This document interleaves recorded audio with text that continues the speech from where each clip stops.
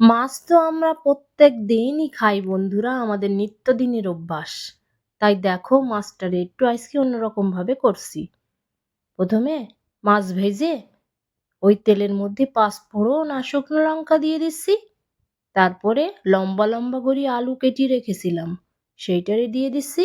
একটু ভাজা ভাজা হলে তার মধ্যে আদা বাটা দিচ্ছি। দেখো, তারপর সুন্দর করে ভাজা ভাজা করে লম্বা লম্বা করে, শীতের সিজনে এখন ভালো পেঁয়াজ কলি পাওয়া যায় তাই সেইটারে দিয়ে দিলাম।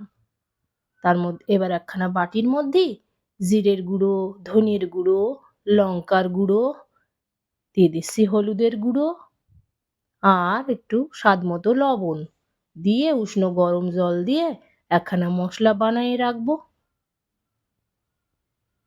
সেই মশলাটারে দিয়ে দিচ্ছি, এবার ভালো করে কষাই নিচ্ছি, নিয়ে গরম জল দিচ্ছি। আমি তরকারিতে গরম জলই দিই বন্ধুরা। তারপর ঢাকা দিয়ে দিচ্ছি। ফুটে উঠলে ভাজা মাছগুলোরে এইবার দিয়ে দেব। দেখো, এইভাবে একবার করে পেঁয়াজ কলি দিয়ে আর আলু দিয়ে বাড়িতে বানিয়ে অবশ্যই খেয়েও কিন্তু।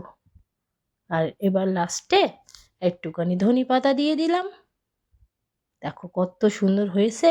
গরম ভাতে এই মাছের তরকারি খুবই ভালো লাগে, খুব স্বাদের হয় বন্ধুরা। একবার বাড়ি বানিয়ে খেয়ে দেখো।